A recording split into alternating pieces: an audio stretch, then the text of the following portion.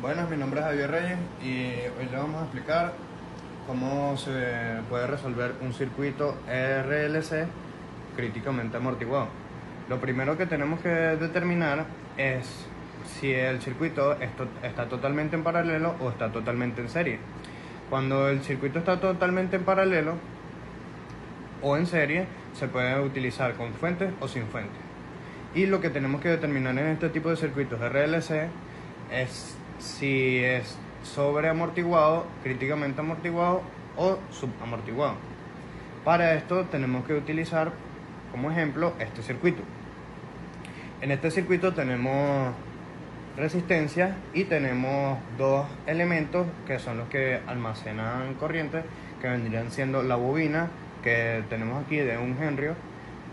Tenemos el capacitor que vendría siendo de 1/4 de Faraday y tenemos que buscar dos variables que serían la corriente en función del tiempo y el voltaje en función del tiempo. Como podemos ver aquí, cuando el circuito está en T igual a 0, o sea cuando el tiempo es igual a 0, está abierto el circuito, lo que vendría siendo que al momento de cerrar el switch nos quedaría un cortocircuito en donde estaba la bobina de 1 Henry, como podemos ver aquí, y nos quedaría el circuito donde se abriría el capacitor como un circuito abierto, donde está el capacitor de 1/4 de Faraday, quedando así las resistencias de 1 y 2 amperios, 1 y 2 ohm, quedarían en paralelo, y para esto utilizamos la ley de Maya, que sería el método más fácil. Utilizamos las corrientes haciendo una malla en contra de las manecillas del reloj y utilizaríamos el I-1 y el I-2. Viendo así que tenemos una LVK donde buscaríamos primero la corriente en I-0. Este circuito que tenemos acá, enfoquen. Este circuito que tenemos acá es cuando ya está en cuando T es menor que 0.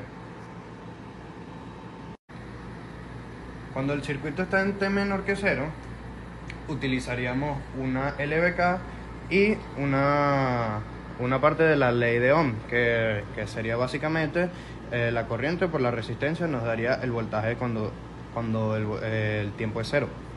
Bueno, aquí nos quedaría que menos 6 más 2 I-1 más 1 I-1 es igual a 0. Por lo tanto, 3 I-1 sería igual a 6, y I-1 sería igual a 6 entre 3, lo que nos daría 2. I-1 es igual a I cuando T es 0. Entonces, I cuando T es 0, o la corriente cuando T es 0, sería igual a menos 2 amperios. Por la parte del voltaje, llegaremos a la conclusión de que si I-1 es igual a 0,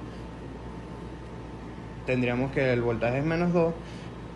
Por lo tanto, como la corriente está en sentido contrario a las manecillas del reloj y nosotros lo estamos haciendo al contrario, nos quedaría que el 2 es positivo y lo haríamos simplemente así. I-1 por la resistencia de 1 ohmio, nos quedaría que el voltaje es igual a 2 voltios. Cuando el circuito está cerrado y tenemos que T es menor que 0, se eliminaría la fuente y la resistencia que está corriendo en esa fuente, y nos quedaría un circuito totalmente paralelo en donde nos quedaría la resistencia de 1 ohmio, la bobina y el capacitor. Después de eso tendríamos que buscar lo que viene siendo alfa y omega sub 0. Esto se denota por la siguiente fórmula: 1 sobre 2 por la resistencia por el capacitor, y omega sería 1 sobre la raíz cuadrada de 2 por el capacitor. En alfa sería 1 sobre 2 por la resistencia de 1 ohmio por el 1/4 que vendría siendo los Faraday, que viene siendo el capacitor. Esto nos da igual a 2. Y en la parte del omega sub 0 es igual a esta fórmula y nos quedaría 1 sobre la raíz cuadrada de 1 por el 1/4 del Faraday del capacitor.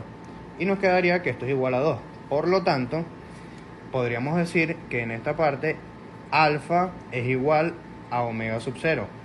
Esto nos indica que este es un circuito RLC críticamente amortiguado.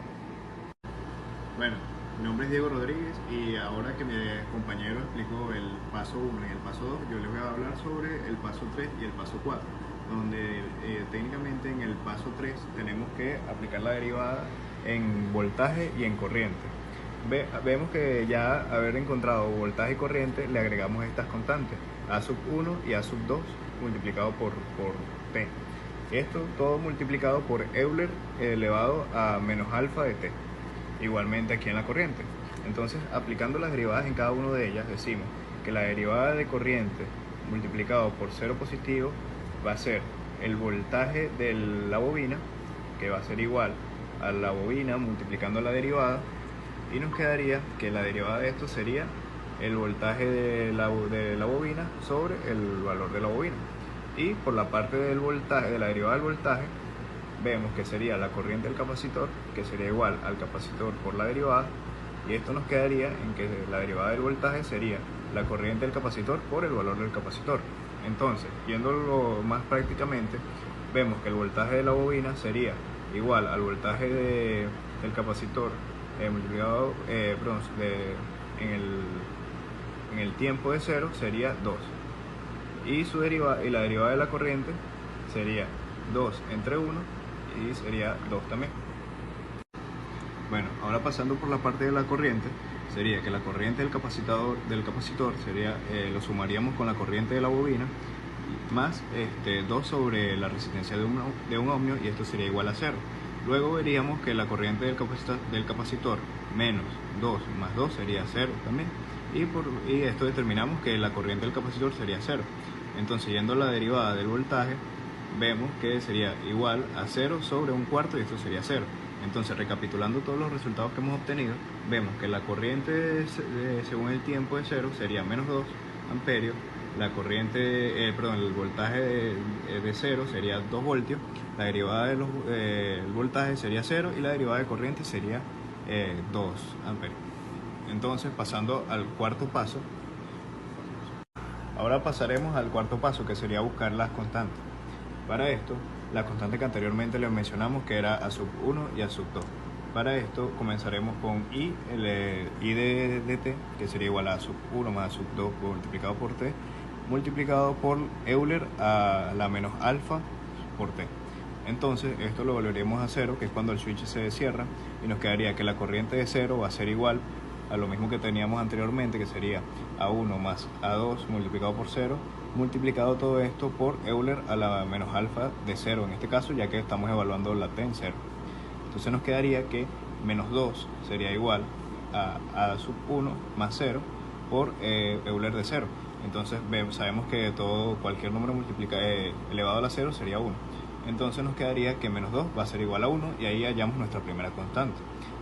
Luego, para hallar la segunda constante, vamos a centrarnos en la derivada de corriente de 0 positivo, y esto es igual a A sub 2 multiplicado por Euler de menos alfa por T más Euler menos alfa multiplicado por Euler a la menos alfa por T otra vez, multiplicado por A sub 1 más A sub 2 por T.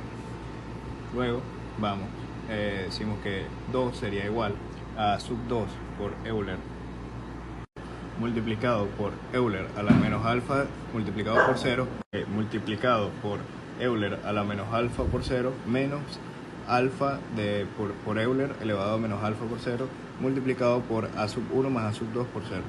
Luego 2 sería igual a A sub 2 menos alfa multiplicado por A sub 1 más A sub 2 por 0.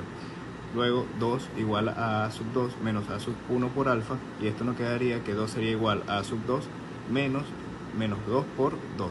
Entonces sería A sub 2 más 4, y pasando lo que está positivo a negativo, nos quedaría que A sub 2 sería igual a menos 4 más 2.